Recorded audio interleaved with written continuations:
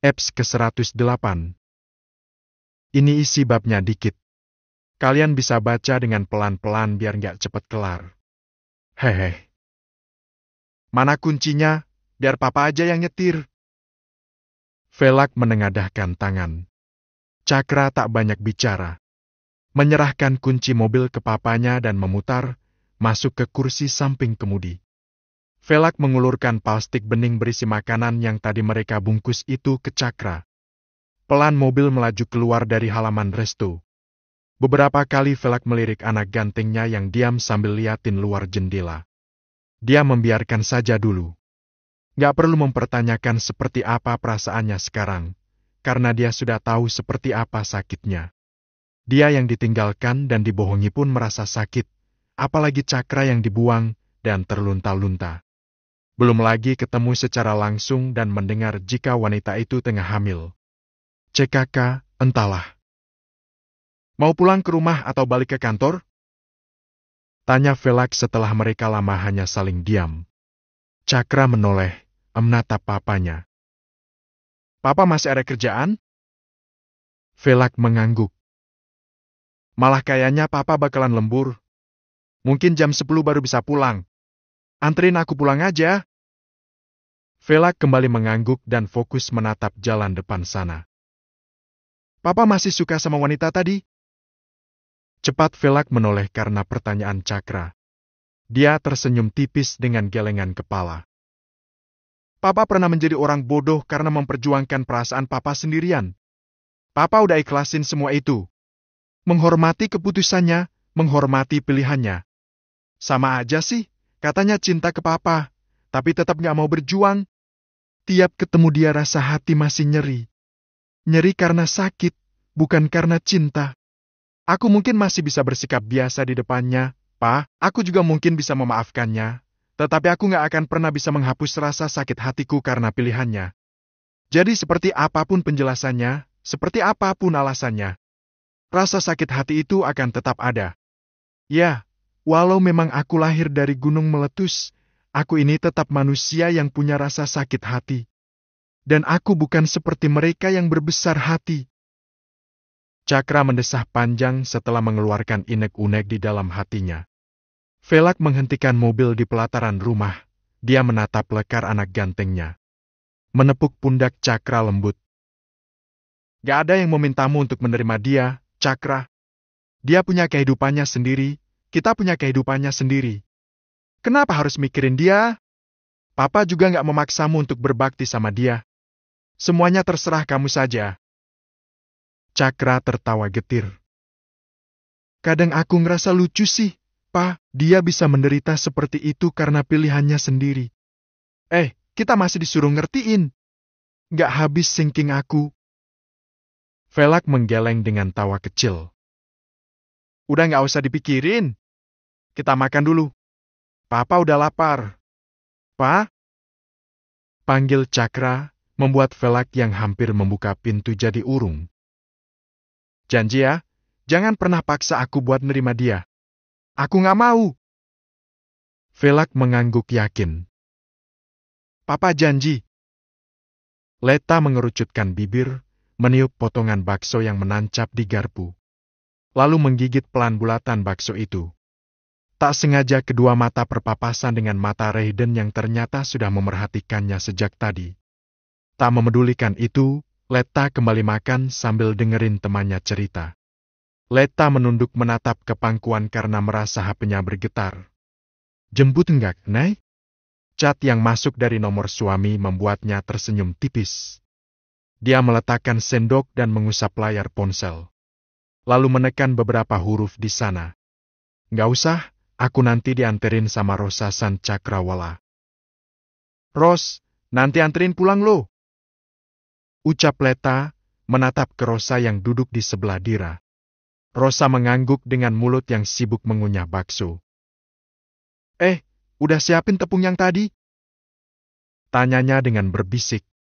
Leni menatap Joko yang duduk sedikit jauh. Di sebelah Reh dan sana Joko ngomong terus, mirip penyiar berita. Joko? Panggilnya. Joko memasukkan potongan bakso ke mulut lebih dulu, lalu beranjak mendekati Leni. "Kenapa, sayang?" "Anjir!" Celetuk Dira dengan tawa yang tak bisa ditahan. Leta menahan tawa karena baru saja memasukkan kuah bakso ke mulut. Sementara Rosa sudah terbahak, apalagi melihat Leni yang langsung melotot dan nimpuk kepala Joko. "Ya biar keren, kan, Len?" "Astaga, kepala gue dikendurin, malah ditimpuk pakai garpu." Keluh Joko, mengusap-usap rambutnya yang klimis. Tangannya langsung membenarkan belahan rambutnya yang rusak. Lo tadi jadi beli tepung, kan?" tanya Leni dengan berbisik. Joko merogoh saku baju, mengeluarkan nota belanjaannya. "Gue yang genepin tadi. Kalian wajib ganti." Leta mengambil nota kerta dari tangan Joko. "Astaga, 1.500 doang, Jok. Pelit bener." Kertas nota di tangan Leta berpindah ke tangan Dira.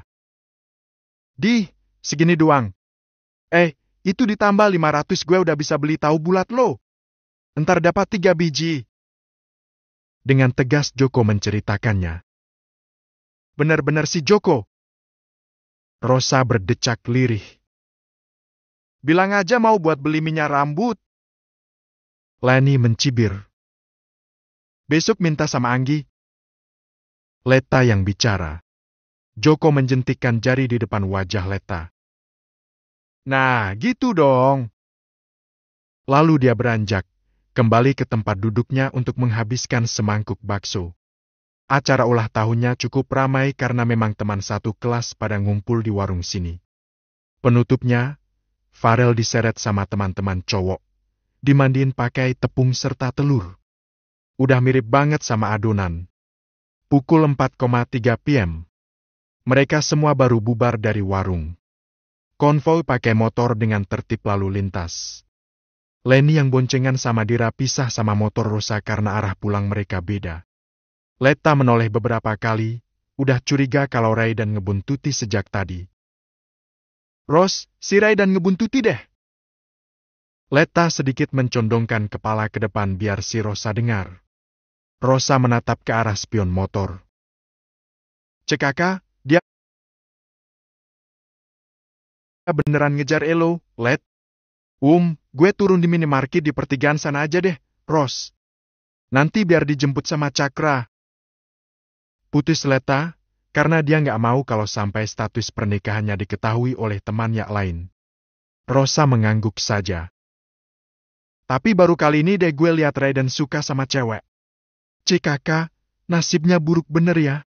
Sekalinya suka, yang disuka ternyata udah jadi bini orang." Leta tersenyum tipis. "Lo suka sama Raiden gak, Ros?" Dulu pas SD gue pernah suka sama dia tahu." "Haha." Rosa tertawa sendiri mengingat keabsurdan ketika masih anak kecil. "Jadi, sekarang masih suka?" goda Leta, melirik Rosa. Rosa tertawa. "Di, apaan? Biasa aja, Lat. Cuma kalau lo nanya dia tampan apa enggak, jawaban gue cuma satu. Tampan." Leta ikut tertawa. Terserah soal Raiden, yang pasti dia tidak akan berpaling ke siapapun. Untuk sekarang ini, tetap hanya Cakra yang memenuhi ruang hatinya. Dan berharap, sampai di ujung umur sana, tetap satu orang itu. Tidak tergantikan. Tak lama motor Rosa berhenti di minimarket. Leta turun dan melepas helmnya. Rosa menatap ke arah minimarket yang berdinding kaca. Terlihat ada bayangan Raiden yang berhenti tak jauh darinya. "Itu si Raiden ngebuntutinya nggak bisa pinteran dikit apa ya? Masa nggak nyadar kalau kita tahu dia lagi jadi ekor?" Gerutu Rosa, merasa kesal ke teman sejak kecilnya itu. Leta berpura tak melihat cowok itu. "Udahlah, biarin aja. Maksi ya, Ros." Rosa toh sebagai tanda pertemanan, membunyikan klakson sebelum menjalankan motor menjauh dari minimarket. Melihat motor Rosa sudah bergerak pergi, Leta menarik ponsel dari saku baju. Mencari nomor Cakra dan melakukan panggilan telepon. Leta melangkah masuk ke minimarket, masuk ke deretan rak makanan untuk membeli beberapa camilan. "Kuyang, jemput aku," pintanya dengan suara manja.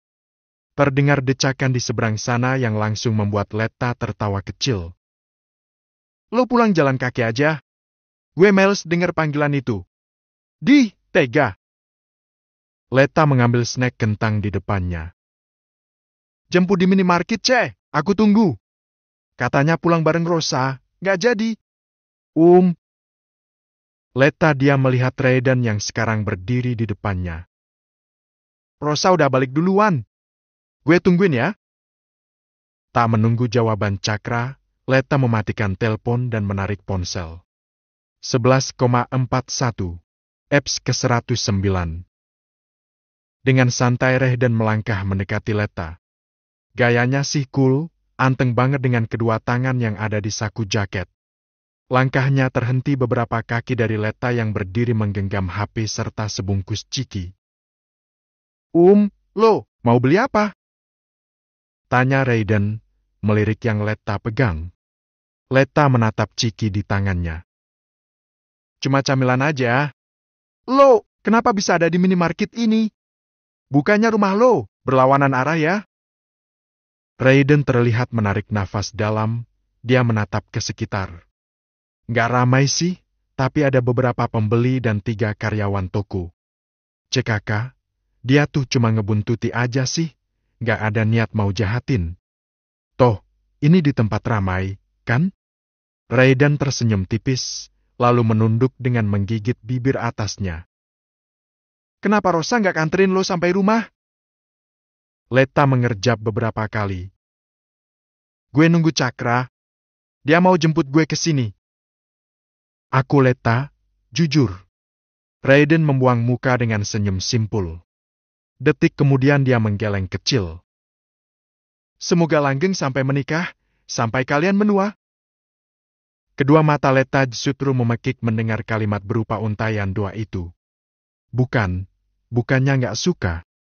Masalahnya tadi pagi si Ray dan kayak ngotot mau ngejar. Tapi sekarang kenapa jadi kayak pasrah gini? Ya. Maksi doanya. Semoga lo juga bisa nemu cewek yang sayang dan cinta tulus kayak lo." Balas Letta. Gak hanya Letta, tapi Raiden pun menoleh ke arah datangannya suara. Tak jauh dari mereka, Faith tersenyum, tangannya memegang 2 botol minuman dingin yang baru saja ia ambil dari lemari pendingin. "Kak Faith kok di sini?" Keheranan Letta berpindah ke Faith. "Gue mau main ke rumah om gue." Lalu tersenyum lebar. Tatapannya beralih ke Raiden yang dia menatap padanya. "Kalau sama dia? Awas, antara aku dan lu nyeruduk, bahaya." Dia ngeloyor ke kasir setelah bicara seperti itu. Sekarang jadi Raiden yang terlihat kebingungan. "Kok lo bisa kenal sama dia sih, Lat?" "Aash." Raiden menepuk kening sendiri. "Gue hampir lupa kalau lo dulu sekolah di SMA ke-71. Ya, Kak Faith kakak kelas gue." Gue duluan ya, Ray." Pamitnya. Raiden hanya mengangguk, sedikit menggeser tubuh dan membiarkan Letta melangkah meninggalkannya. Dia diam, berdiri di depan rak minuman dengan tatapan yang tertuju ke arah Letta di kasir sana. Lalu gadis cantik yang terlihat sempurna di matanya itu melangkah keluar. Berhenti di teras minimarket sambil ngobrol bareng sama Faith.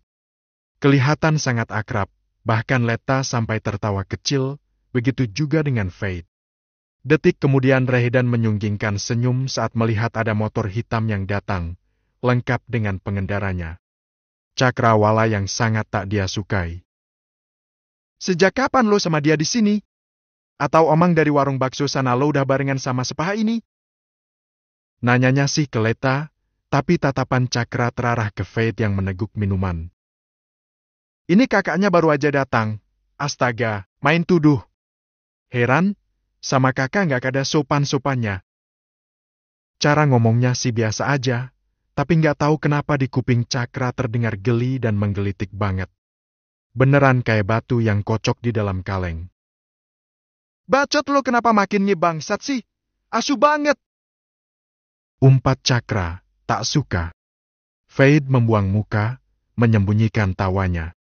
Sebenarnya dia juga kesel sih. CKK, tapi kenyataan yang harus membuatnya ikhlas. Tertarik sama Leta, rasa itu masih ada sih. Pengen ngerebut, tapi dia udah dengar dari papi dan maminya kalau Leta dan Cakra sudah menikah dan Cakra adalah anak Om Velag. Om yang sayang sama dia. Bahkan sejak kecil Fade udah disayang banget sama Velag. Gak tega kalau mau nyakiti Velagnya. Kalau soal Cakra, dia masa bodoh.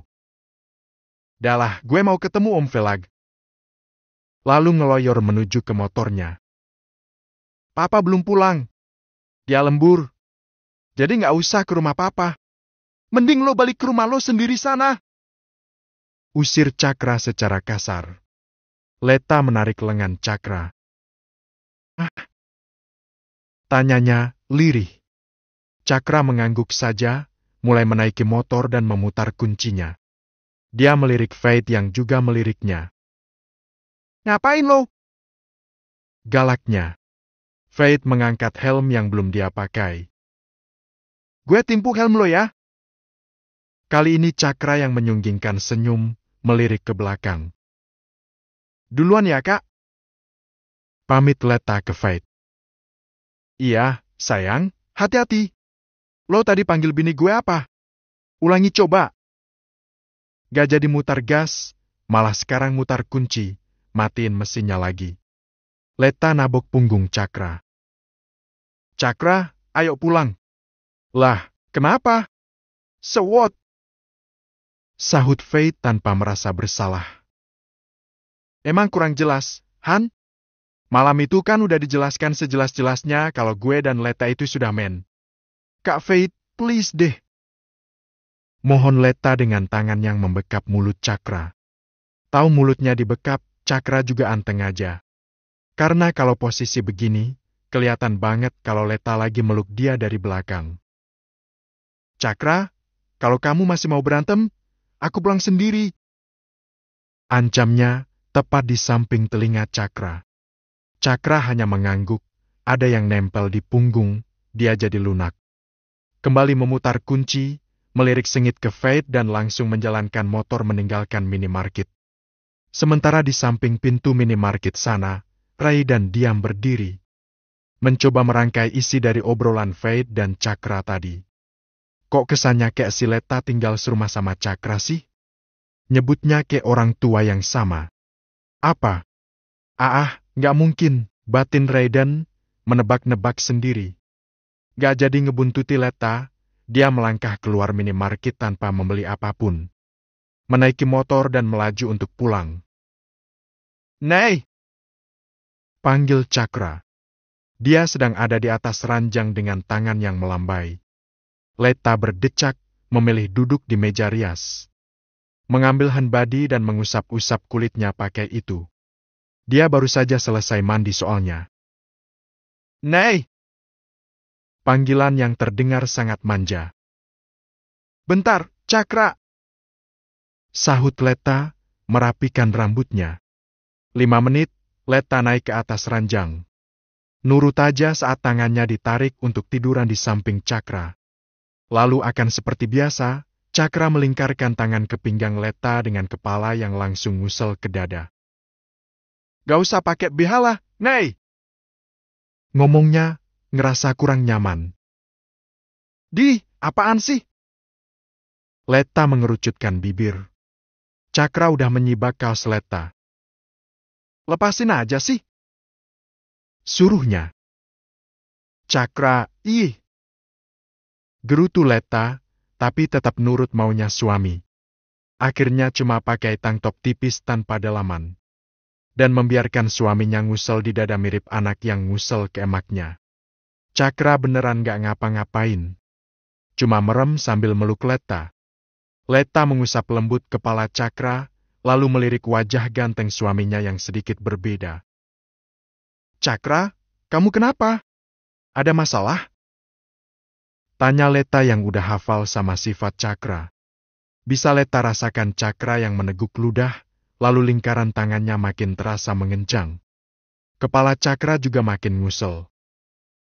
Pengen kayak gini, Nay? Rasanya tenang. Leta sedikit menunduk, mengecup kepala Cakra. Kamu bisa cerita ke aku? Bujuknya dengan hati-hati. Soal apa? Tebak Leta.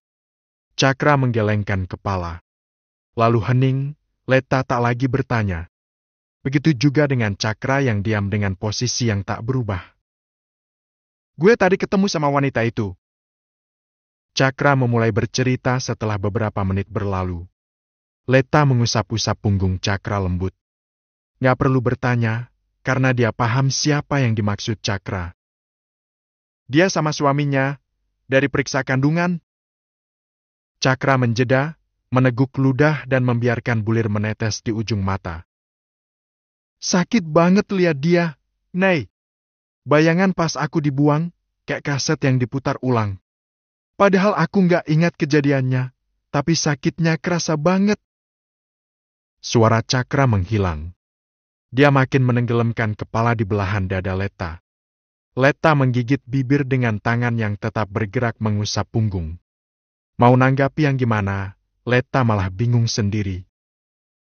Aku nggak mau ketemu dia lagi. Lanjut Cakra dengan suara serak. Cuma pengen sama kamu dan papa aja. Apa kamu ambil kuliah di luar kota aja? Usul Leta.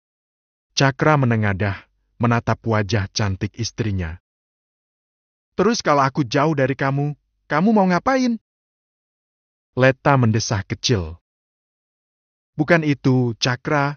Tadi kan katamu nggak mau ketemu sama dia. Solusinya kan pindah tinggal yang jauh biar nggak ketemu. Cakra kembali memeluk Leta, ngusel lagi di belahan dada itu. Aku nggak mau jauh dari kamu dan papa. Leta mengecup kepala Cakra lagi. Pelan-pelan aja, Cakra. Pasti dengan berjalannya waktu, kamu bisa mati rasa.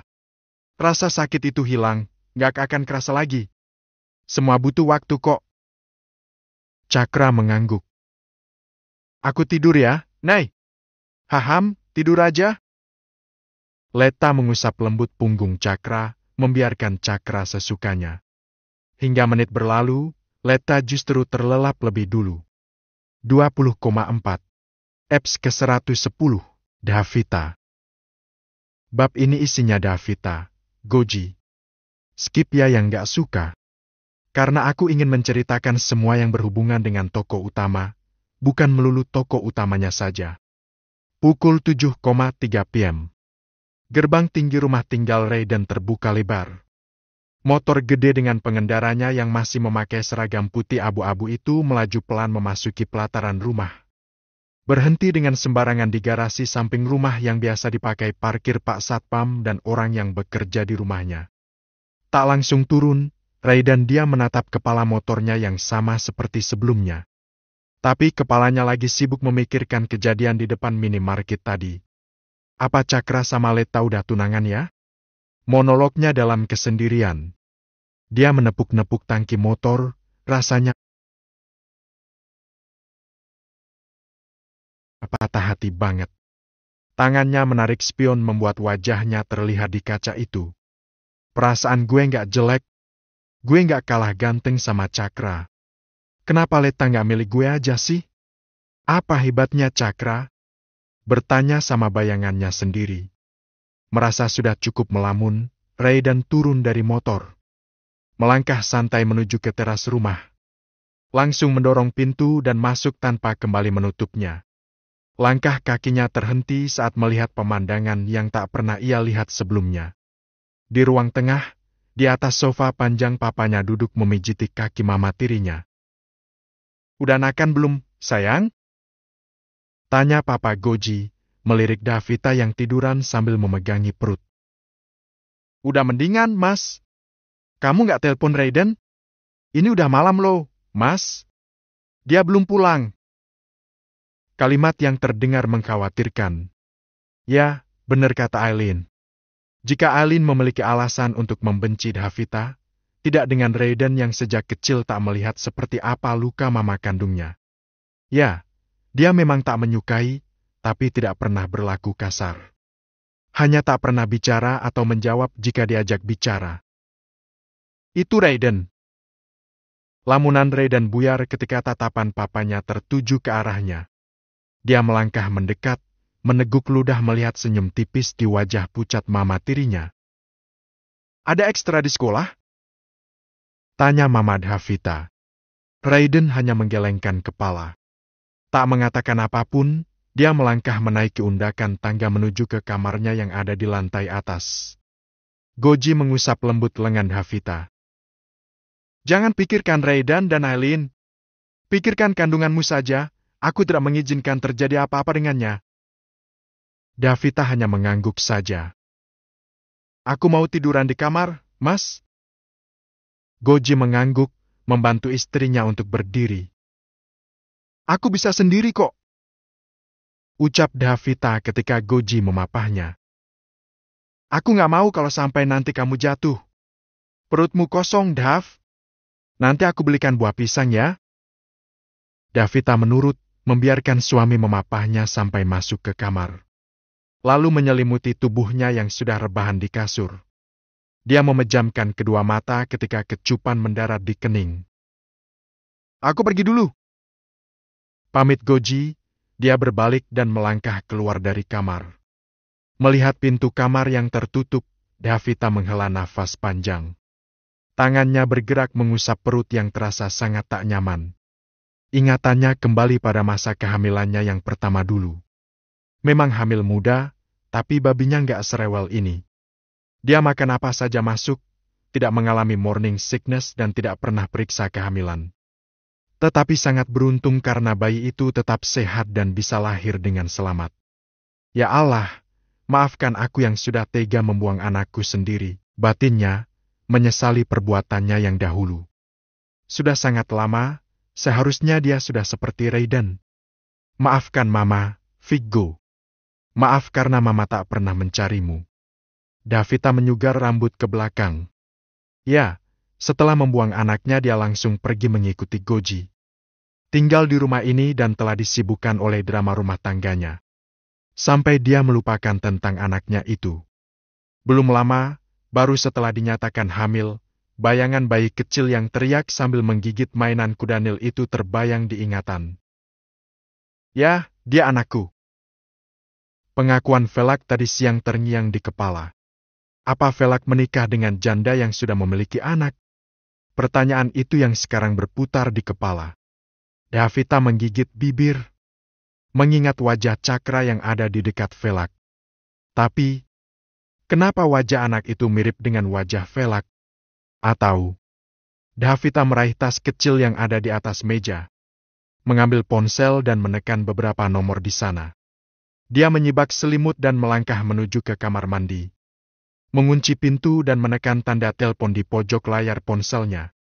Cukup lama dia menempelkan ponsel itu di telinga, sampai akhirnya panggilannya mendapatkan respon. Halo? Sapanya dengan sedikit berbisik. Aku sudah tahu kamu akan menghubungiku. Suara lelaki yang dari dulu tak pernah berubah dan tetap terekam jelas di ingatan.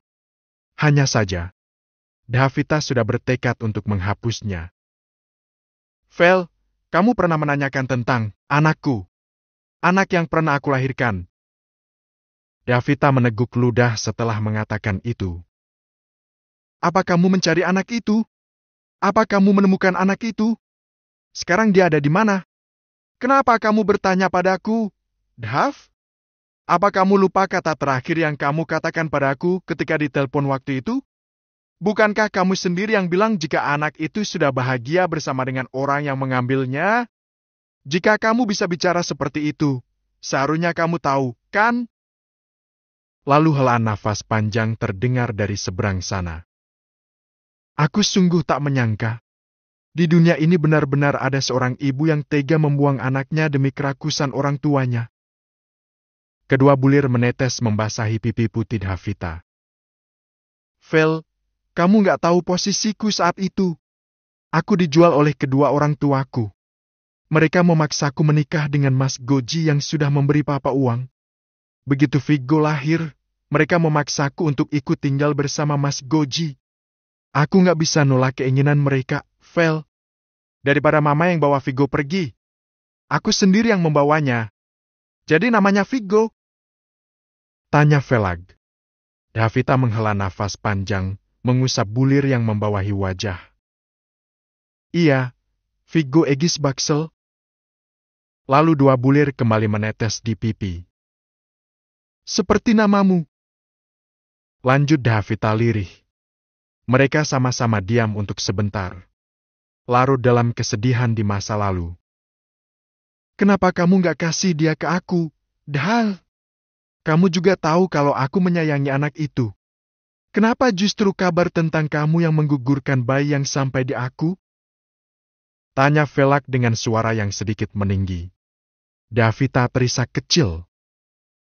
Maaf, Vel. Maafkan aku. Kenapa harus kamu buang? Kenapa nggak kamu titipkan ke panti asuhan? Atau kamu berikan pada orang yang menginginkan anak dan bisa menyayanginya dengan tulus? Astaga! Helaan nafas panjang dari Velag terdengar sampai ke telinga Davita. Padahal kamu bisa memberikan dia ke aku. CKK, kamu sendiri yang menaburkan luka dalam di hatinya. Aku menyesal, Vel. Aku sangat menyesal. Aku Davita. Pantas saja wajah Velag begitu mirip dengan Cakra. Vigo, maafin Mama. Eps ke-111. Warning 21 tambah.